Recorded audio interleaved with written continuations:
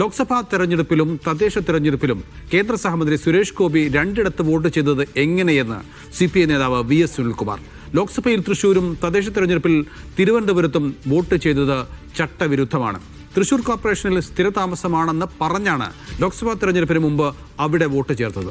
വ്യാജമായി വോട്ട് ചേർത്തു എന്ന തന്റെ പരാതി ശരിയെന്ന് ഇപ്പോൾ തെളിഞ്ഞിരിക്കുകയാണ്. ഇക്കാര്യത്തിൽ തെരഞ്ഞെടുപ്പ് കമ്മീഷൻ മറുപടി പറയണമെന്നും സുനിൽകുമാർ പറഞ്ഞു. ഒരു കേന്ദ്രമന്ത്രി എന്ന നിലയിലും MP എന്ന നിലയിലും അദ്ദേഹം ഇലക്ഷൻ നിയമങ്ങളെ പരിപൂർണമായിട്ട് ലംഘിച്ചിരിക്കുകയാണ്. അതിന് ഇലക്ഷൻ കമ്മീഷൻ മറുപടി പറയണം, കേന്ദ്രമന്ത്രിയും മറുപടി പറയണം. മറ്റു മണ്ഡലത്തിലെ വോട്ടർമാർ ഇവിടെ വന്ന് മറ്റൊരു മണ്ഡലത്തിലേക്ക് വന്ന് ആ മണ്ഡലത്തിലെ ജനപ്രതിനിധി തെരഞ്ഞെടുക്കുന്നത് നിയമവിരുദ്ധമാണ്. അപ്പോൾ വോട്ടർ പട്ടികയെ സംബന്ധിച്ചുണ്ടായിരുന്ന സംശയങ്ങൾ ബലപ്പെടുന്ന കാര്യമാണ് കേന്ദ്രമന്ത്രി ശാസ്തമംഗലത്ത് വോട്ട് ചെയ്യുന്നതിലൂടെ വ്യക്തമാക്കപ്പെട്ടിരിക്കുന്നത്. തൃശ്ശൂരിൽ നിന്ന് നടരാജ് പരശുറാമുണ്ട് വിവരങ്ങൾ നൽകാൻ. നടരാജ്, ലോക്സഭയ്ക്കും തദ്ദേശ തെരഞ്ഞെടുപ്പൊക്കെ 2 വോട്ടർ പട്ടികയാണല്ലോ. അങ്ങനെ വരുമ്പോൾ ഈ സുനിൽകുമാറിന്റെ വാദത്തിൽ കഴമ്പുണ്ടോ?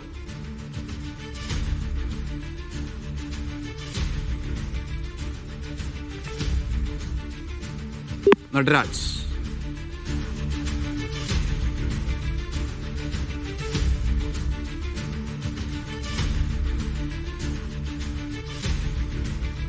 സുരേഷ് ഗോപി തദ്ദേശ തെരഞ്ഞെടുപ്പിൽ തിരുവനന്തപുരത്തും ലോക്സഭാ തെരഞ്ഞെടുപ്പിൽ തൃശ്ശൂരും വോട്ട് ചെയ്തതാണ്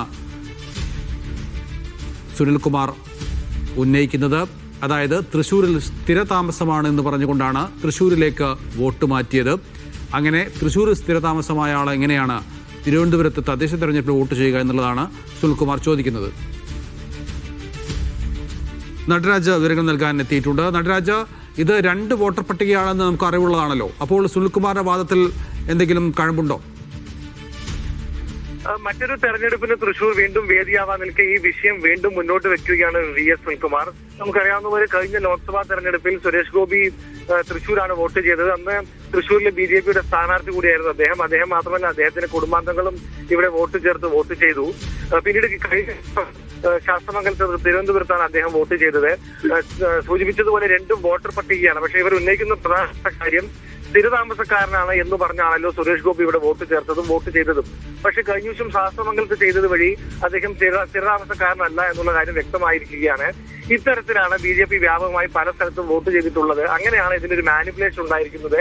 ഇത് നേരത്തെ തങ്ങൾ CPI സമർപ്പിച്ച പരാതിയിലും ചൂണ്ടിക്കാണിക്കുന്ന കാര്യമാണ്. ഇക്കാര്യം തെരഞ്ഞെടുപ്പ് കമ്മീഷൻ പരിഗണിക്കണമെന്നും പറഞ്ഞുകൊണ്ട് വിഷയം വീണ്ടും മുന്നോട്ട് കൊണ്ടുവന്നിരിക്കുകയാണ് CPI എന്നുള്ളതാണ് ഇതിലുള്ള കാര്യം. വീണ്ടും 2 വോട്ടർ പട്ടികയാണെന്നുള്ള കാര്യം ശരി തന്നെയാണ്. പക്ഷേ ഈ വിഷയം വീണ്ടും ചർച്ചയാക്കുക എന്ന ലക്ഷ്യമാണ് ഈ വിഷയത്തിൽ VS സുനിൽകുമാറിനുള്ളത് എന്ന് പറയാം.